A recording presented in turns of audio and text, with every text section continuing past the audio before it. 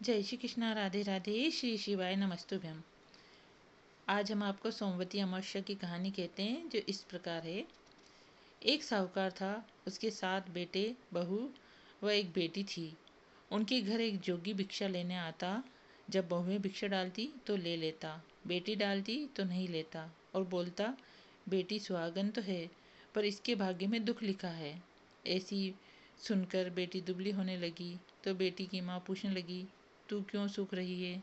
बेटी ने माँ को जोगी वाली बात सुनाई। दूसरे दिन माँ छुपकर देख रही थी कि बेटी ठीक ही कह रही है।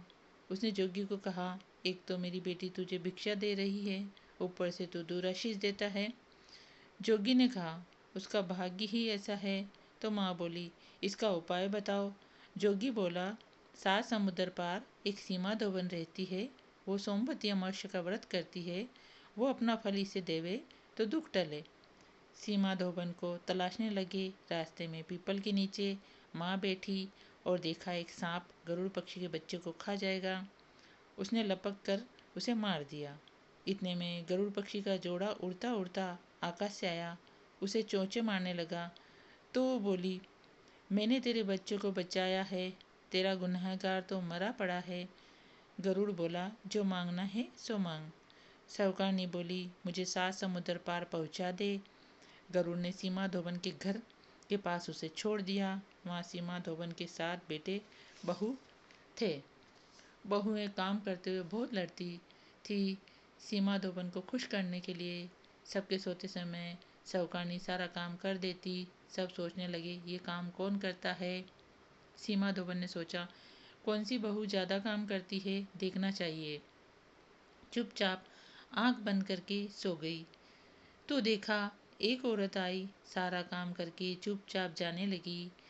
धोबन पूछने लगी, तू किसी स्वार्थ से हमारे घर का काम करती है?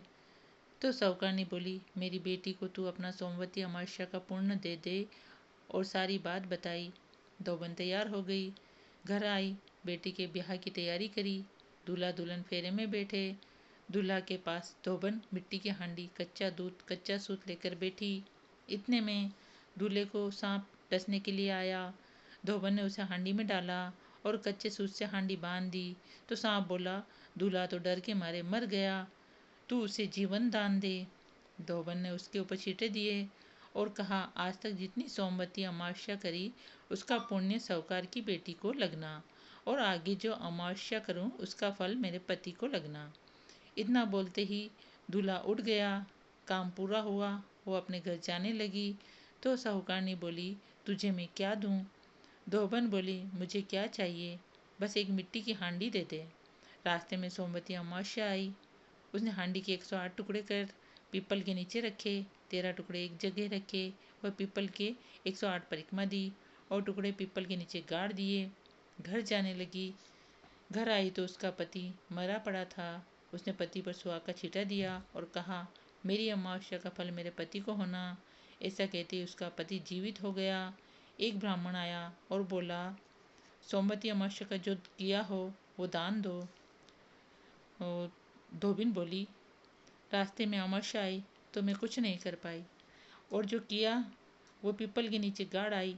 ब्राह्मण ने जगह खोदी तो पाया कि वहाँ 108 व 13 सोने के टुकड़े रखे हैं। टुकड़े इकट्ठे करके वो घर आया और धोबन से बोला, इतना धर्म किया और कहती हो कुछ नहीं किया। धोबन बोली, ये सब तुम्हारे भाग्य का है, ले जाओ।